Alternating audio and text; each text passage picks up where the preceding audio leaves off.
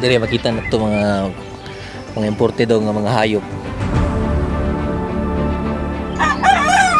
Diri makita po nato mga Chinese nga mga manok ano maglanggam ni parot.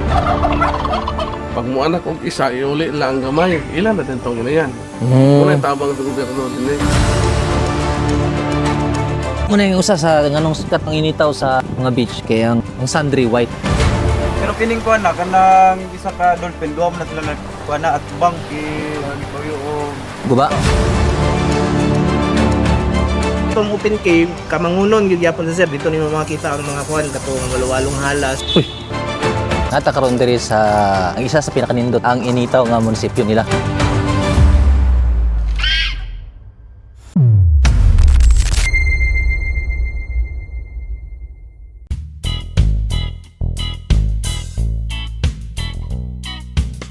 Isa sa municipal area sa Misamis Oriental atong gibisita. Yo, welcome back na po sa atong another episode. Kini nga lungsod na ila sa dagang nindot nga dagat kaliguanan nga malaburakay tung sa puti og pino nga balas nga makita sa mga baybayon.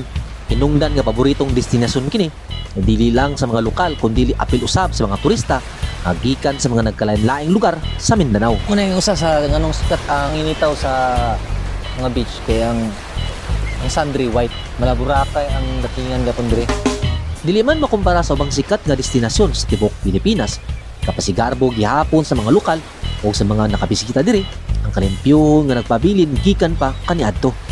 Mga preskong seafoods na pwede nato makaon kung naay mang inasal diri sa Midway, naay magkinamot. Available gyapon sila ang only rice. More on kuan lang sila mga seafood o mga aktibidades nga makalingaw nga pwede nato mabuhat diri. Pila ba na nabot? 1.5 ang good for 10 sir. Pila ra naka kuan? Kuan sir 3 rounds. Mga pila ka minuto ka na? Mga 6 to 7 minutes. Depende sa inyong request nga dagan. Kung gusto mo i-stream. So max na ng 7 minutes. Tulo ka tuyok man na siya. Ang dabi kung dili ra sila pulo. So i-cover dapat gid nila 1.5. Sir, ang 5 pa ubos 1,000. Ang 6 to 7 1.2. Pag moabot na mo 8 to 10 1.5 na. Ah, okay. Sabi na ko i-cover tanan kung pili kulang. Kung 5 ra sila kabuk dapat bayaran nilang 1.5. Dili day. 1,000 ra. Kaning jet ski, Ang kuan sir, ang 30 minutes kay 3.5. mahal kayo? 3.5 no? Ang 1 hour kay 7,000. Good for 2 ang makasakay pod. Kuan daw sir, isa ra for example, ikaw may mag-drive. Angkas ko sa'yo para mag-guide. Ah, so nagi dapat guide gid mo, mangkas. So aside sa banana boat, jet ski, sa pilain nga activities nga pwede diri nga. Kuan sir, glass boat. Nana siya yung glass sa tunga, makita nimo ang sa ilalom. Ah, kay para katong magtanaw sa mga corals no. Chikan. Ah, so daghan day diha mga makita nga kuan, mga pawikan. Kaya namin siya kuan no, glass sa tunga, makita nimo ang sa ilalom. Muna lahang slides, nga buslot na. Siguro tungog sa bagyo ni. O baka gituyo pa ni para tukurag lain. Gituyo nagbungkag kay nay tukod balik. Yung sa kay sa kuan daw na sa kanang balod ba. Ah, naguba siya sa balod. Ah, taw-tawd na. Ubisan pa man sa pagpaningkamot og bintinar sa mga lugar. Dili malikayan nga tungod sa mga dakong hapak sa balod ug mga mingagi nga mga bagyo sa lugar. Nungdan nga naay mga struktura nga gitukod ang nangadaot. Pero bisan pa man, nakita nato ang pagpadayon sa pagmintinar nila sa lugar, isip pagpakita nga kini hinatiman ug angayan bisitaon para sa kalambuan sa turismo sa lugar. Sa nakatsada diri nga lugar, aside sa beauty nga makita nimo kung ani ka diri, no smoking area diri. So kung magkaon mo, ba sa inyong mga pamilya, na problema sa inyong lawas ninyo, di ra mo problema kay ginabawal ni diri. Kini na lugar nahimutang tali sa Cagayan de Oro ug Iligan. Ug gikan sa atong nahimutangan, bibiyahe kita og sobra usa ka oras paingon sa lugar. Ug sa atong pag-abot, isa sa nagpakuha sa atong atensyon ang wala palasyo nila nga prinsipyo sa lugar, hinungdan nga nakapita sa pinaghalo nga karaan ug moderno nila na struktura. Nata karon diri sa pinakanindot nga munisipyo diri sa Misamis Oriental. Ang isa sa pinakanindot day ang initaw nga munisipyo nila. Tanawa ra gun wala palasyo kay dating entrada palandaan, grabe na kanindot. Plus, giapilan pa ilaning napos life fountain dre na pwede matambayan sa mga nagipanghulatan diya sa sulod. Kung mga appointment, na kanindot ang munisipyo sa initaw nga napahinambog gini mo sa uban nga mga lugar diri sa Misamis Oriental. O sa gawas pa sa Misamis Oriental. Nang overall, makita ni mo sa personal guide, grabe katsada. Ang nakanindot pa, nahimutang kini sa ibabaw na dapit, ug dungaw niya ang ubos ug ang talan-awon sa unahan ini. Diyan siya hari ang atubangan di, makita na to ang grabe kanindot nga dagat. Kung makita nimo sa unahan ay swimming pool, galaray di tanan halos ang mga resort, white sand beaches diri sa Initaw. Munang ilado ang Initaw sa white sand beaches diri nga ginanihan gid sa kadaghanan para liguan, pag mag-celebrate sila mga birthdays o sa mga okasyon nga gina-celebrate nila diri. Diri nila ginapahigayon. Ilado ang Initaw dili lang sa dagat kaliguanan, kundi ilado sab kini nga gapreserba sa mga kinaiyahan. Busa gibisita nato ang area nga ginatawag nila nga Lasang Secret Adventure Park, usa sa popular nga destinasyon sa mga gabisita sa lugar. Nga ang pulong Lasang nagpasabot og kalasangan kay puno kini sa mga nagkalain-laing klase sa punuan. Parte kini sa Initaw Libertad Protected Landscape and Seascape nga usa ka 1,300 hectare nga protected area that preserves both forest and marine ecosystems. Atraksyon nga ginahatag ni ini ang mga nagkalain-laing klase sa mga kahoy isip natural nga mga mitubo sa lugar. Na sila gibutang kuandre ngalan dre sa nga kahoy. Yan lang siya og teak or tiak. Ano na kung sa pagpasa ni. Scientific name is Tictuna grandis. Nahalusa sa mga nagtubo diri, nagpangidaron og sobra sa gatos katuig na sa lugar. Nga napreserba sa pila ka henerasyon nga milabay nga ilado sa tawag nga centennial tree o baliti sa katigulang ang tawag. So common diri ang atong kakita gahina ang talisay gubat nga kahoy. Nga gitawag siya centennial tree. Kay pila ka years na ang milabay. Dugay na, tama na. Ang mismo kini ang ginapugaran sa mga langgam na limit man nato makita kay nakini sa ibabaw sa mga hastang tag-as kaayo nga mga kahoy. Madunggan man sab nimo ang mga nindot nga mga tingog niini samtang nagsuroy-suroy ta. Og uban pa nga mga mananap isip kini Pinoy-ana nila nga panagsara nato makita ilabi na kung gapuyo ta sa syudad. So mangita tagon siya tong makit-an dire nga hayop. So upat ang ilang na-mention nga naa silahang guided to longboard nga makita dire ang Philippine monkey dayon ug mga langgam, eagles and I don't know kung sa tungos nga langgam. For sure dito makita na kay wala tay high-end nga camera. Og kung swertihon ka og tinaw ang imong mga dagkong mata, diri daw makita nato ang Philippine tarsier, mga unggoy, flying lemur o ilado sa tawag nga kagwang, mga langgam sama sa serpent eagle nga kasagara makita ra sa mga tourist destination. Kung sa among paglibot-libot sa tibok lugar, gimalas lang ta kay sa pila ka minuto nga atong pagbakaya, wa gyud tay nakita. Pero masabtan ra nga limit kini sila makita tungod sa kadako sa lugar nga pwede nila taguan og tambayan. Kay dire binoy-an lang sila ug wala nakakwarda.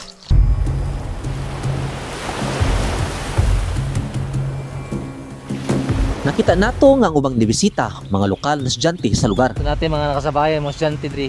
Uma silang klase, nang laag sila diri.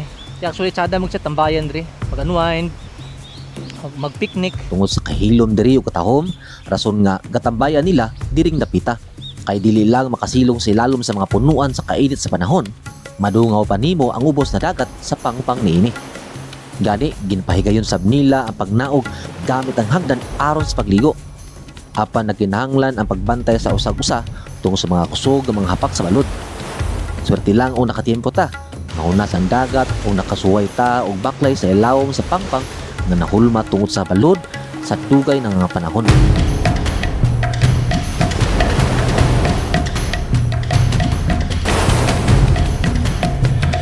O nga kalingawan sa uban nga gaani diri ang pag-snorkeling sama ning duha ka mga batan-on nga atong naistorya. Diri mo magsugod? Ug sa langoy? Dira kuan lisod? Dili naman. Hadlo kayang banda sa kuan ba? In case kay nani ka pusugon niya, dili may mobalik na rin. Ato mo kuan. Ano ba? Kay naisan gamay.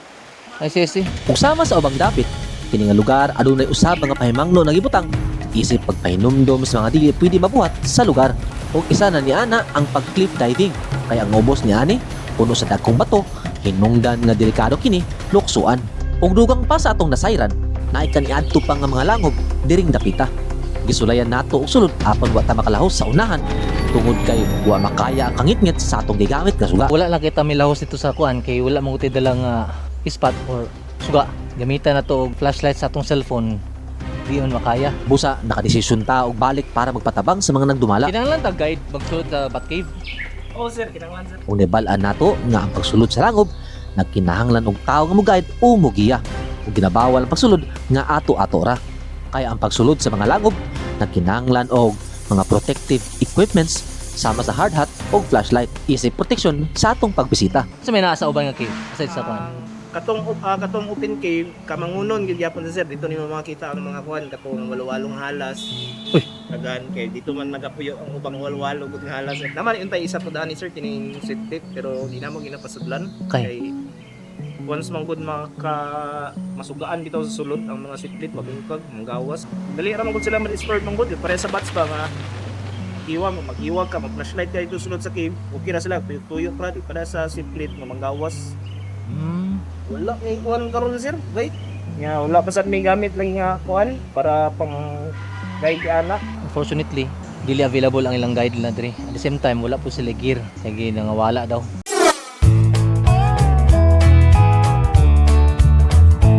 Ug sa ibabaw nga dapit sa lugar diri sa Initaw, atong nabalitaan nga nay usa ka farm sa imported na mga mananap ug kini isa sab ka TESDA accredited learning site na nahimutang sa purok size puting bato tawan-tawan.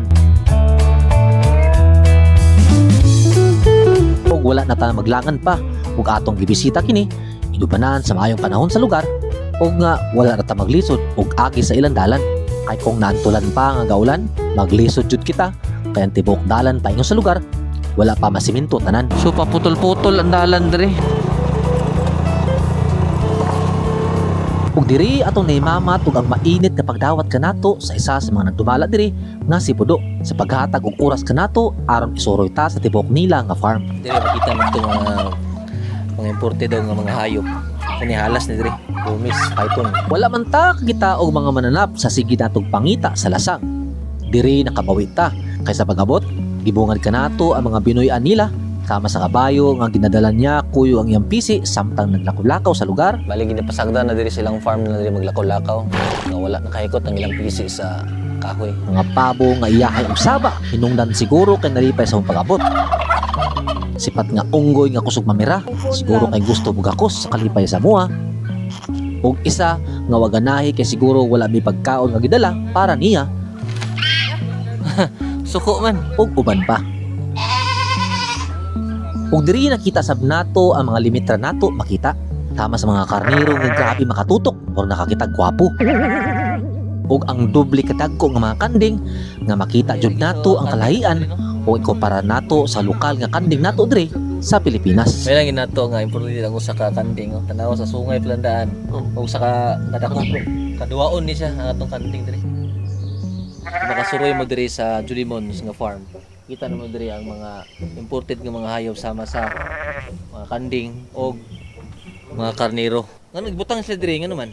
One man, yung anak kayo, one man daot man. Kaya na sila pagawas kong leksi na na. Rapon po masuro na ng anak. Kay pag upa man ang anak, bawal pa siya sagol sa uban. Ipagawas nila di kung kusog-kusugan ang kuan anak na nga pwede na makasabay sa uban nga karnero. Okay so, sir may usap po lagi. Muna kusog mo alayas, ano nang ipriso. Mo nang gipriso kay tuog kay kusog imong layas. Oo, talamunon din ilang panon, luptan. Doon talamunon dito lang mga ngabot. Kani guys, makita niyo sa kabuok na priso kay kusog do kayo manghilabot og tanom. Unang gipriso. Paloy kang tanom lang makuha lang yun, maupaw. Ang buta ka nag-agis siya, ang uban yun makagawas. Ay bright ni. May siya mong lusot ko. Makita po nato mga Chinese nga chicken diri. Chinese nga mga manok. Pure bred nga mga Chinese chicken. Lahi ra gid sila og kuan ba diri sila ulo no. Mailan gid nimo ang kalahian sa normal nga manok o sa imported kay para sila ni Chinese chicken na sila kuan sa buhok. Gatindog ang ilang buhok sa ulo. Mura maglanggam ni parot, no murag eagle oh. Diri atong nahibal-an nga ang Mindanao Development Authority or MINDA ug ang provincial nga gobyerno sa Misamis Oriental naglunsad og cattle breeding and fattening program niadtong tuig 2021. Diin giapil ang Initaw isip usa sa mga lugar nga makabenepisyo. Ang tumong niini mao ang pagpaligon sa lokal nga supply sa karne o paghatag og dugang nga kita sa mga mag-uuma naagi sa pag-atiman o pagpadako sa mga baka. Para ng kabaw, ihatag nila sa mag-uuma. Pag mo anak og isa, iuli lang gamay. Ilan na tentong ina yan. Muna tabang sa gobyerno din eh. Balay silbi hatag na to sa gobyerno sila. Hatag na. Mag-uli lang kag isa ka anak niya. Imo na tayo. Dabi kung dili wala maanak. Kuha balik. Adil sa sagda na lang sa ila. Pero mo ginay pamagi gyud. Mo gina pa. Patagaan ka og inayan, dapat iuli ka og bata. Isa ka gamay. Gamay nga anak sa kuan. O imo na tentong ina yan. Dako na ba na sa nga tabang sa Singalan nimo. Okay. Nasi kauban dito unahan. Nakasabit lang po na kadina. Kay bawal sila ipagsagol. Kaya kung dili dato magpaupa tong lalaki. Kaning babae di magpaupa tong lalaki nga unggoy. Yang ilabyog ni munang gi-separate sila. Gibahog sa iya ang kanon para niya. Pero kay dili man kay siya ganahan sa yang pagkaon. Yan lang pong gibahog sa mga kalapati.